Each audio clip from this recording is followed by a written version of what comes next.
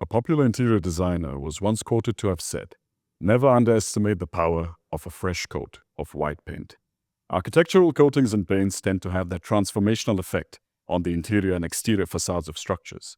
But what makes a good paint product great is the combination of its visual appeal that it brings to the intended area of application and the level of durability and longevity it adds by means of vital properties such as enhanced adhesion, hydrophobicity, deeper coverage or hiding power, etc. Vinyl acetate ethylene, or VAE as it's colloquially referred to, is undoubtedly one of the preeminent chemistry types in coating space, combining high performance with environmental benefits, and it is used as a binder in interior and exterior paint formulations. Bringing to you an insight into everything coating and much more. This is Quote Unquote, a multi-part podcast series by Wacker that's intended at offering a deconstructed view of paints and coatings with a multifaceted market insight from representatives of various manufacturers across Middle East and Africa. I'm your host, Fauzan Thakur, from Wacker's Consumer and Industrial Polymers business team in Middle East and Africa, and joining me at this time from Amman, Jordan, is Mr. Amir Jibran, CEO of one of Jordan's main manufacturers of paints, coatings, and dry mix products, Quds Paints. Mr. Amir, thank you so much for joining us here today. You do realize that you are the very first guest on Quote Unquote, this podcast series from Wacker. It's a pleasure having you here. Thank you for the invitation. Our pleasure. Let's dive straight into it. So, the architectural coatings industry has kind of been evolving over the years. And what's your take on it when it comes to how it stands at this point in time, and how do you see it going forward? Apparently, it is a commodity that is a place of request for many societies as the human building process is ongoing. Thus, when you consider the architectural paints, though it has shrinked a little bit because substitute products like wood and glass, etc., are taking place instead of conventional painting. But still, with the growth rate, the demographical growth rate of humans on this planet, paints market has grown significantly. Do you still see that this momentum for the coatings industry will continue going forward? Objectively, paints are a much unique in terms of alternatives because of its cost, because of its vividness, and the ability to come on with architectural and decorative paints. And though it's coming on and off more frequently in the last few years, but people will realize that it is less material consumption than you would have to deal with, say, for example, glass surfaces or wooden surfaces. So I think ultimately, objectively, people will continue to rely on decorative paints. All right. If we compare the coatings markets across Middle East and Africa, and even in the Levant region, where do you see Jordan? Where would you position Jordan in this entire space? Historically speaking, Jordan has played significant role in expanding the paints market in the region. And Jordanian manufacturers have managed regionally to expand their work outside Jordan, in the Gulf area, in Egypt, in Syria, and Lebanon. So we are considered pioneers in that sense. But with time on, other players came into the markets and they have grown, let's say it in this way, and they've managed to seize larger market shares. But we are still considered one of the leading players in the paints markets in the region. And speaking specifically about the Levant region, where would you rank Jordan if you had to give it a number? The Jordanians will continue to be a key supplier, especially When you look at the political and economic and social devastation which some of the surrounding countries have suffered, unfortunately, like Iraq and Syria, uh, uh, this makes Jordan in a unique place to be a hub for many commodities, including the paints industry. Now, let's have a look at the paint formulations per se. So, when you consider paints itself, what do you think at this point in time are the different paint chemistries out there? Which ones are more prominent? And if possible, if you could give us like a rough split between each paint or binder chemistry, that would be great from your perspective. I'm not going to go into the industrial painting because that's not my specialty, and I, literally speaking, have no idea. But I'm going to speak for architectural paints. There is always a continuous shift or advancement in this market because the formulation has gone from simple, primitive, basic mixing of fillers with water now into multiple or different categories of paint formulation, including of which I'm not gonna jump ahead and spoil it for you, the VAE markets. Whitewashing of the walls, like you implied, was something that everyone is used to, and We call it trasha. Actually, the nickname of painters and handcrafters is tarish, from trasha, which means, you just white out the walls. fantastic. That's very interesting to know. Cool. But if you had to give it a number, or let's say put a percentage behind it, let's say X technology takes up this much percentage of the Jordanian market versus technology Y versus technology Z, what would your answer be in that case? A big majority of the market is based on conventional binders such as Van Viova and styrene acrylic. However, in the last 10 years, a major player in the market emerged using VAE technology. And I would say that VAE technology is roughly taking somewhere between 20 to 30% of the market now, Okay, fantastic. I mean, the local market. of the local Jordanian market. All right. It's good that you mentioned VAE because that kind of eases me into the next question. So, from the perspective of Quds Paints, what does VAE mean to Quds Paints and why? Quds Paints is a 32 years old company, and it is specialized in producing putties, rendering putties, tile adhesives, tile grouts, sealants, etc. Paints was not our specialty. Nevertheless, 15 years ago, we have decided to go into this market, and we have run a quick study to find out that there are tens of companies that produce paints. So why to go in and try to squeeze yourself in a very competitive market? You need to have an edge.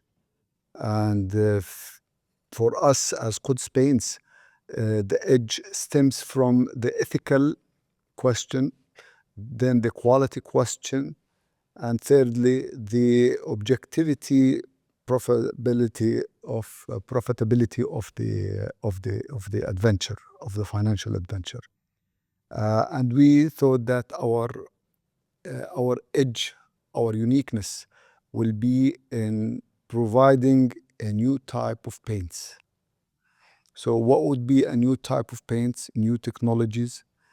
It has to do with green products and environmental products.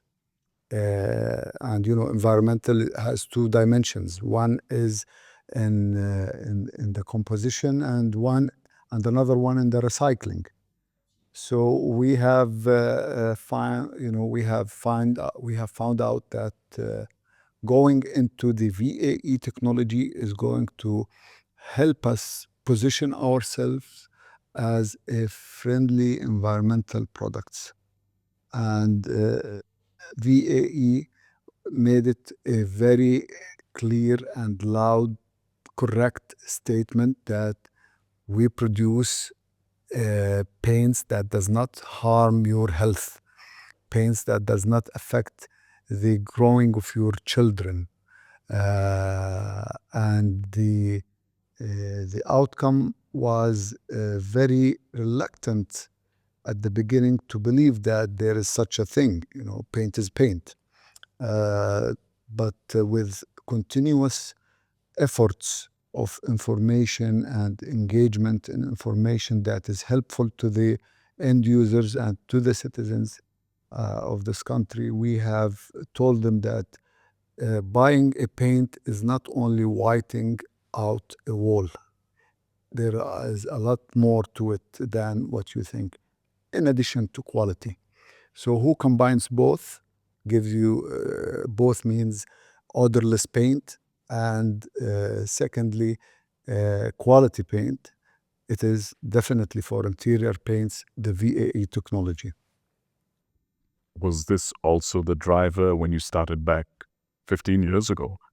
When you decided that you want to start off producing paint, was that also the vision from the get-go that we intend to use VAE as a leverage or, like you rightly mentioned, edge ahead of the competition, ahead of the curve, in order to give you something different that wasn't seen before? Of course, I mean, if you look at paints in general, say you use styrene binders or Van Viova binders, using binders that releases VOC, which is volatile organic compound, into the air is a massive cause behind illness and cancerous diseases. It causes asthmatic problems for people who have weak immune systems. And it is without exaggeration, it is very harmful to the people to use any other binders into their paints than VAE. So VAE hit the objectives of providing a harmless paint and a quality paint at the same time. Because, as you know, VAE has an impact on opacity, on the scrubness of the product, on drying, and also in giving one solid coat without having to worry about any VOC released, which leaves void in the film composition. All right. I mean, you brought up the topic of VOC. So growing up, I think, or even now, everyone associates the smell of fresh paint with a newly coated surface in principle. Or let me rephrase it technically and just alluding to what you've just said. What is the level of understanding at this point in time of VOC or volatile organic compounds in the Jordanian market? Well, let me start by giving you a personal experience. Back in the States, probably some 35 years ago when I was studying there, I had a family, neighbors, and they were a husband and wife, and they had a little boy, 1 or 2 years old. And each time I saw the little boy, I was playing with him, and that what became sort of a reason why we should have a better relation. So they will invite me over for dinner, and I will run errands for them, errands. So one day I came home, and the boy, they told me that he is sick in the hospital. So I asked them, what's wrong? And they said he had lead poisoning as a result of the paint. And unfortunately, the little boy died later on. Sorry to hear. Well, that was in the past, God bless his soul. And so it became an imposing reality on my approach each time I thought of paints. So when we established Quds Paints, we focused on putties and tile adhesives. We didn't go into paints, period, because of my experience back in the States. When we decided to produce paints, I said we need to stay away from a paint that might cause lead poisoning. And that's why we didn't engage in industrial paints or industrial putties for cars, for example, etc. We decided to keep it waterborne without VOC. And when we made our research on why we should go into the market, it became conditioned by finding a formulation of a technology that does not cause lead poisoning or harm to the people. And for the rest of the people in Jordan, for example, it is a new thing to think about. I mean, they knew about lead as a very dangerous substance in paints. There is some little awareness, but the issue of VOC is almost zero. They know it by experience that when you want to paint your home, you need to leave it or keep the windows open or wait It's until a very summer. generic understanding. Yeah. Exactly, genetic without specific education about the issues revolving around this So matter. I could say that the concept of VOC is still in its infancy. I think there isn't enough knowledge out there at this point in time in the Jordanian coatings industry. We are pushing hard to adapt legislative issues in terms of specifications related to the outcome of or expected outcome from painting. And we're engaged in a campaign to tell the people in standardization and metrology of Jordan that you need to consider odorless paints. You know, you have to look into what causes odors in paints and to which levels they're accepted. You should think about these things if you are truly concerned about the well-being of the people. Also, we are trying to engage the people in a public campaign to educate them. And it's not easy in trying to sell paints that has VOC compatibility because the people think that this is paint and this is paint. It's like saying this is tuna and this is caviar. What's the difference? They're both fish, you know? So we're trying to engage the people, and there is a huge effort to put the word out there that you need to have an odorless paint into your home. Don't go for odor paints because they're harmful and they could cause severe problems to your health and to your families.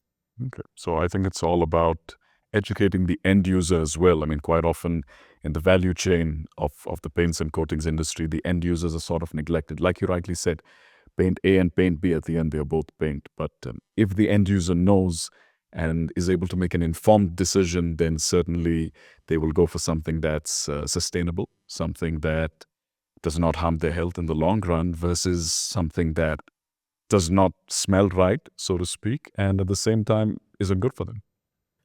To make a change, you need the three elements cooperating and working jointly: legislative, consumer awareness, and you need to have a third one, third parties who are working neutrally to evaluate products in general and paints in specific. So it's a long range to reach, but the efforts have started. We have kicked in, and we can measure a growth into the VAE market. Like I told you when you asked me, what do you think the market size is, and now it's around 30%, which is significant, considering that you are competing against paint manufacturers who have other technologies for 50 and 60 years. So to come and be able to take a market share from them, not on the basis of product A and product B, orange versus an orange, it is an orange versus an apple. And what is the orange? Odor paints. What is the apple? It is odorless paints. I mean, you brought up legislation. So at this point in time in the Jordanian coatings market, what is the level of governance when it comes to how paints are regulated in principle, and which parameters are they mainly centered around? I mean, you brought up opacity earlier, you brought about hiding power earlier, adhesion earlier. Are these just the main parameters that the level of governance is centered around, or are there other aspects that the authorities look for? These are the key aspects for now. And we have managed to place pressing efforts on the legislative bodies concerned with the subject, that it should level up its demand and expected outcome from a paint to at least meet an international standard. And in this point, we are specifically talking about 13,300 specifications, EU specifications, which in part handles the issue of VOC. So we've managed to kick in that specifications and standardization with the classic elements of hiding, adhesion, washability, etc. And for later stage, probably we'll be able to push forward the issue of VOC.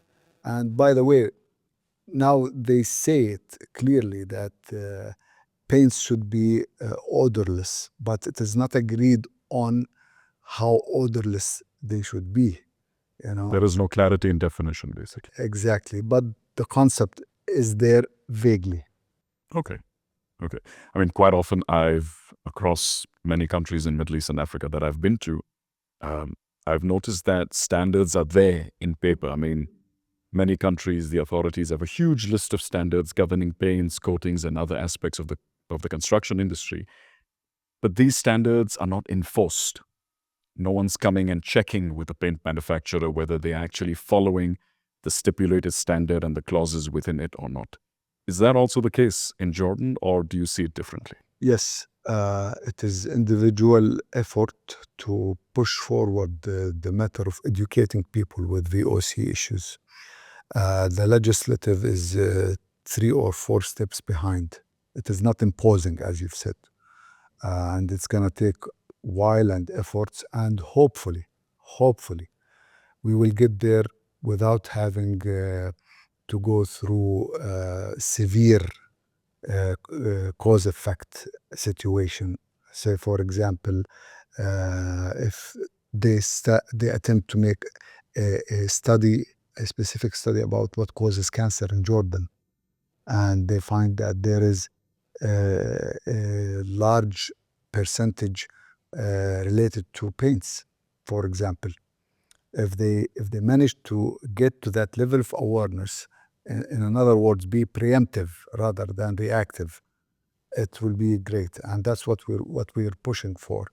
But keep in mind that Jordan, part of the whole region, has suffered significantly in the last 4 or 5 years. I mean, with the crisis hitting Jordan throughout the corona pandemic, and later on we had issues that have to do with the cutoff of supply chains, and now we have the crisis at Red Sea, Bab el-Mandeb.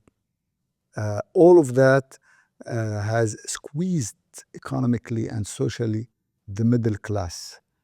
So their options are cost-driven now. They're cost-oriented. And of course, competition, they had to break bonds of each other in order to continue holding to a market share in a squeezing market. And as a result of that, They have changed their formulation to adapt less quality paints. So the first question that comes to a consumer mind right now is how much? It is not what it does for me or what should I have as expectations. Uh, and as a result, we have to compete with them like an apple versus an apple, cost-wise. But it's not the same product. If there is fairness, for example, now a unit of paint, which is the standard, 25 kilos net, many people who are providers of the paint, they sell it as a density-based product, or they will go to less quality TiO2, or they will use a styrene acrylic generic type, which is One size, off production. a one-size-fits-all approach, Yeah. basically. Just taking a step back again, going back to regulations. Is there a specific authority or regulatory body that kind of defines or sets the standard for the coatings industry in Jordan? And does this also apply to the export market? Meteorology and Standardization Authorities is a body, and they run the show in collaboration with the private sector. The private sector, in a large proportion, is using its influence and lobbying efforts to sell the idea that it's just a paint, we don't have to be so complicated. The other thing that helps this swing is that there isn't an advanced body that can measure VOC release. So until we get to that point, it is very hard to implement awareness or legislations about this issue. Like I said, we try to be preemptive. Unfortunately, the mood is in reactive way. But where do you see this push coming from? I mean, to have a proper technical testing facility for VOC, where is that a push that will come collectively from the manufacturers of paints within Jordan, or is that something that will be like a top-down approach, an umbrella approach of sorts? Well, many players have to come together into this. But the first player is the consumer awareness. Consumer awareness, if the people will start to say, I only want to buy a VOC product with certain specifications, I think we will become to witness forcing measures on the industry in terms of legislation and market behavior, both. Okay. I know for a fact that in any given industry or in any given market, there is the manufacturer's perspective and there's the market perspective. And in your opinion, what characteristics would you intend for the paint products in your portfolio to have versus what the market really wants or rather needs? For us specifically or for the market in general? For you specifically, I mean, how do you see the market being a part of the market, obviously? Do you see a difference in perspective from what you intend to do as goods paints in the industry versus what the market really wants at the end of the day? Both. You have to submit some sacrifices. If profitability is your objective and ultimate objective goal, you have to define it then. Is it profitability on the short run or on the long run? If it's the short run, then go ahead, switch to conventional manufacturing and other VOC technologies, which is going to hit your pocket with plenty of money. But if you want to stand out for the long run, you have to sacrifice profits. And this sacrifice, these sacrificials are provided to the people like, look, we don't want to make money, just buy something good, suitable for your health and for your families, and you can get a good quality. See, people have built a consumer behavior over the years that environmental products are costly products. So it's an impression stuck in the minds of the consumers. You have to tell them, in our case as Quds Paint, since we're the only one who are using VA technology, that it is not necessarily true. Not by just comparison to the performance in terms of hiding and scrubbability and adhesion, but also in terms of cost, actual cost. We are willing to give it to you at the same cost, just give it a chance. And many times it is refreshing that when I introduce myself as Quds Paints, بدون ريحة, without smell, without odorless. It's kind of a tag that you've earned over the course of time. And this recognition is the marketing position that we want to seek. 100%. Yeah. Actually, that brings to mind an interesting story. I was speaking to the representative of a manufacturer a couple of years ago, and the gentleman mentioned that at this point in time, in order to survive, is adhesion of the coating on the wall my first priority? No, it's not. Is it my second priority? No, it's not. Is it my third priority? I don't think so. Fourth or fifth, perhaps. I mean, at this point in time, I just want to be cost competitive. I want to survive in the market without even making profits, because it's such a cutthroat industry, if I may put it that way. Would you agree to this?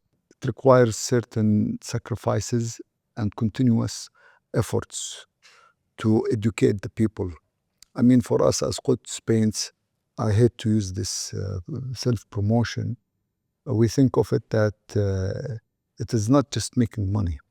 It is giving the people what they want and what they deserve. And in return, or in exchange of success or financial success, and you don't want to look back and say, wow, I've caused so much damage to the people. If you give them a paint with high kaolin, what are we doing here? We're back to ground zero of paints that are based on lead, and we give them with high VOC paints, then also we are contributing to the illness and not well-being of the people. So we want to consciously feel comfortable that we are on the positive equity of making money, not in the negative one. Absolutely. Now, just switching to another aspect of the value chain of the paints and coatings industry, and that's, of course, the applicators or the painters rather. I know for a fact that in many markets around the globe, the painters or the applicators are seen as decision makers between a good paint product and a bad paint product. It's the painter at the end of the day that calls the shot. Is that also the case in a market such as Jordan? And if so, why do you think it is? It is in large portion, yes, because people, when it comes to construction, they want to select what is least expensive for them, because they view all are the same. Again, you are engaged in educating the people that we are not all the same.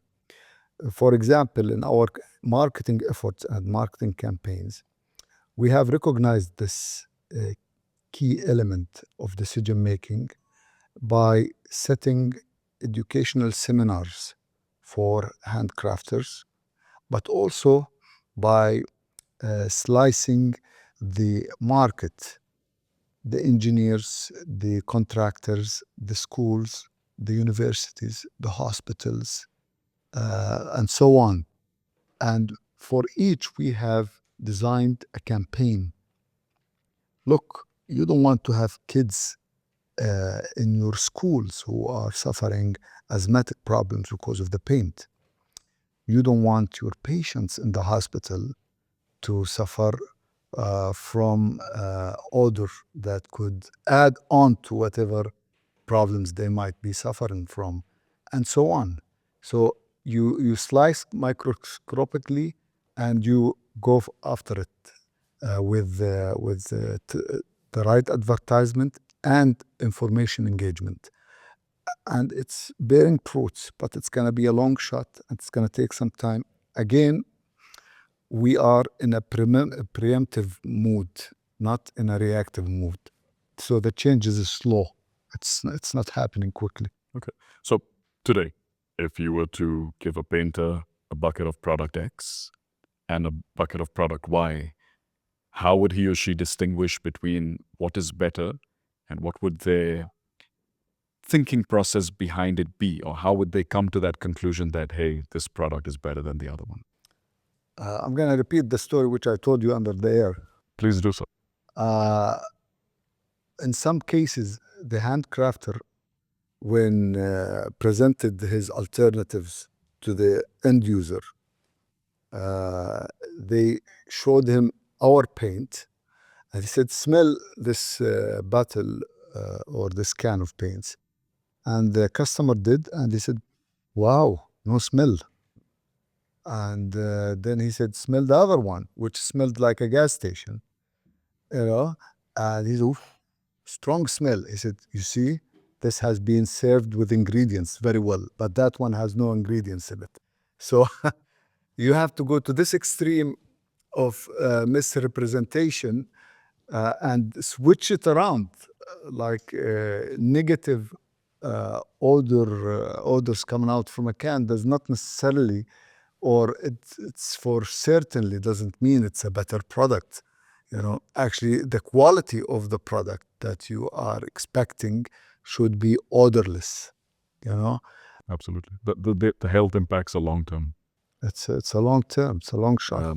Again, just another story that comes to my mind. A few years ago, I was speaking to another representative of a different company, and the gentleman mentioned that with all the paints that we make in the factory workers have been taking a lot of sick leaves and medical leaves of late because they develop these significant headaches, and that's kind of persistent. And my immediate answer to him was change to VAE.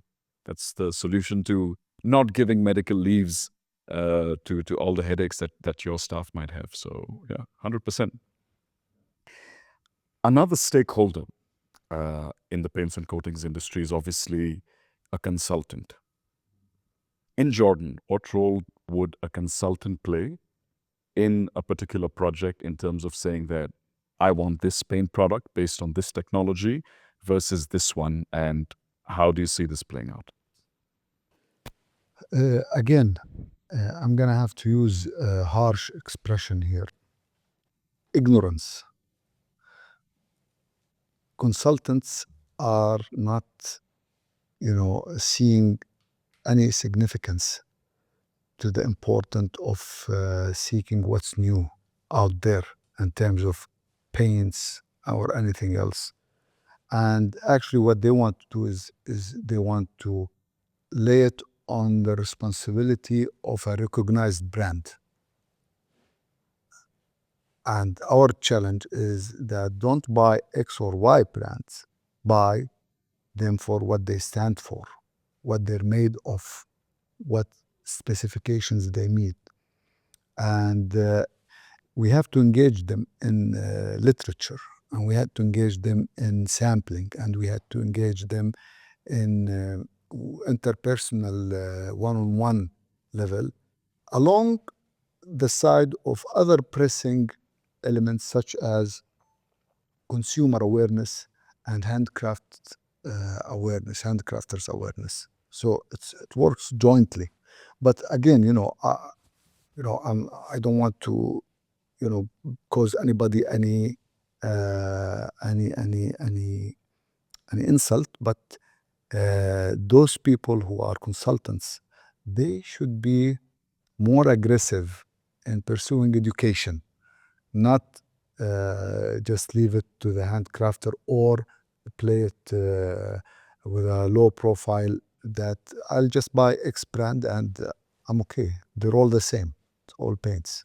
Right. So at this point in time, what sort of authority would a consultant have when it comes to specifying a particular paint? All the authority. All what he has to do or she has to do is go on the specifications of the project and say, I want a paint that has a hiding power so and so, that has a scrubbability of so and so, and odorless. Okay. Write these down. Don't write Quds paints or X paints Correct. or Yeah. Y paints. Yeah.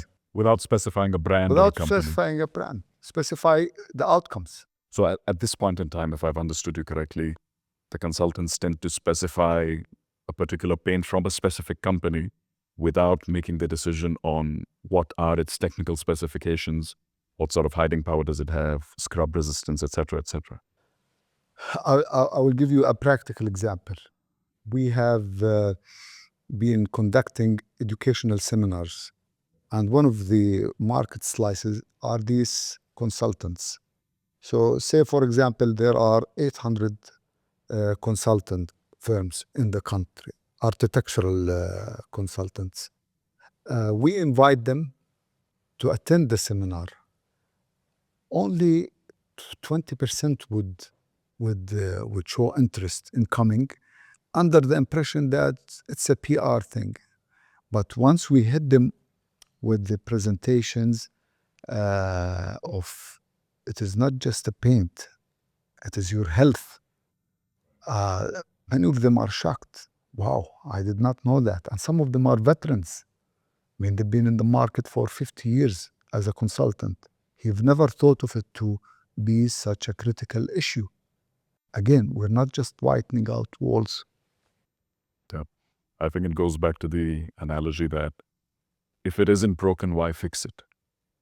Everyone's so used to using a certain binder technology or a chemistry type for generations and generations, literally, that it just kept getting passed down the line without actually stopping and thinking, hey, what is it doing to my health, or what is it doing to the mass industry in general? Well, they don't see the cause effect. It is broken, but they don't know it. They have just to make a little bit of search and they will realize that it is broken. You have to change, you know. And again, don't buy my product, buy the specifications. 100%. I think that eases us into the next topic of today's discussion, sustainability. A couple of years ago, sustainability was sort of a buzzword that was getting thrown around. But today, it's a concept that's really gathering a lot of momentum and gathering a lot of steam. In your perspective, where does sustainability as a concept stand in the Jordanian coatings industry? Well, first of all, it's a driving force that has been established, whether we agree with its technologies or not, whether there is a struggle between conventional binders versus non-conventional binders such as VAE. It is a continuous drive, economically and socially.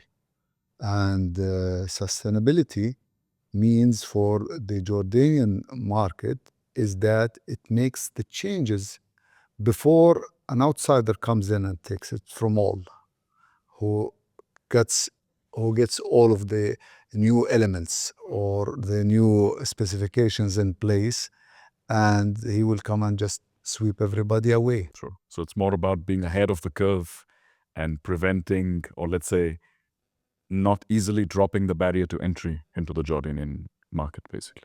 We have to think about evolution, and evolution has to make sense in a simple way. You have to present the people what they want according to what is recent and new and ethical at the same time. Because, I mean, I've had this discussion with some other manufacturers as well, and in other markets, obviously. And a lot of them actually told me that when it comes to sustainability, yes, it's a concept that's gaining steam, that's gaining a lot of awareness in the market. But at the same time, there's a lot of other overbearing problems, overarching needs of a particular country that need addressing before we come to talk about sustainability in paints or the construction industry in general. I mean, be putting food on the table for that matter. Where's your next earning going to come from? So on and so forth. Just like the Abraham Maslow's hierarchy of needs, and sustainability would fall right at the bottom, or something that people wouldn't It's have the last thought of. thing on the list. Exactly. You have to go for food before anything else. Absolutely. For safety even. But safety is second in place in the Maslow table. Correct. And in safety is using paint, in a sense. So if you don't worry about your priority in commodities, worry about your health. If you worry about your health, don't go for conventional types. So would you say that the easiest element to tackle when it comes to cost optimization in a paint formulation, the first thing that any manufacturer would go for would be reducing the dosage of the binder? The binder and the TiO2. For example, during the Corona crisis and the problems we had with the supply chains, we had to go and scrap for TiO2 from all over the world and have a stock in place, not to be cut off. So suddenly, some manufacturers had a stock and others did not have anything, and they were buying more expensive, but it doesn't have the cost of holding. Sustainability and goods paints. How do you see this going forward, and what sort of a role do you anticipate or you already know that VAE has been playing when it comes to your paint product portfolio? For now, we are ethically committed to VAE, and we don't want to produce any products that cause harm to the people, especially after learning that what we have learned, that paints kill, slowly. So we have to put it very clearly that we are ethically committed to making paints. Now, is that going to make sense financially? It's a challenge, because here we have to say we're willing to sacrifice in order to sustain our message, and hoping that in the future the change would take place preemptively. We're capable of doing it so far, hoping that our market share, which has been growing, will continue to grow. And in itself, this growth is a form of above sustainability. There's a certain level of satisfaction that we're responsible for the well-being of 30% who are in the market and want to paint their homes without any harm. Sure. That's a very interesting perspective. Yeah. So on to the last leg of our discussion today. And this next sequence is sort of like rapid fire. I've got 10 questions with me. I'd like you to answer them or provide your opinion, perhaps in a single word or in a single statement, but do feel free to elaborate if you need to. So on a scale of 1 to 5, with 5 being completely aware and 1 being completely unaware, what is the level of awareness of the VA technology in the Jordanian coatings market? 4. If you would ask the representative of a paint manufacturer about the most important attribute an interior paint product should possess, what would be the likely response? Currently the cost. If you would ask a painter about the most important attribute of an exterior paint product, what would be the likely response? Fairness. All right. If you would ask a painter about the most important attribute of an exterior paint product, what would be the likely response? Probably a combination of fairness and cost. All right. If you ask the same painter about what the most important attribute should be for an interior paint product, what would his or her response be? Unfortunately, the brand. Okay. The one attribute that you'd hope a VAE-based binder would have. Odorless. Okay, that's a given. What else? I mean, something that you feel currently doesn't exist but should be there, maybe. Probably a good focus to offset cost should be opacity, hiding power. All right. The one attribute of a VAE-based binder that continues to amaze you. Odorless, along with being a good paint. I mean, all around VAE without any complementary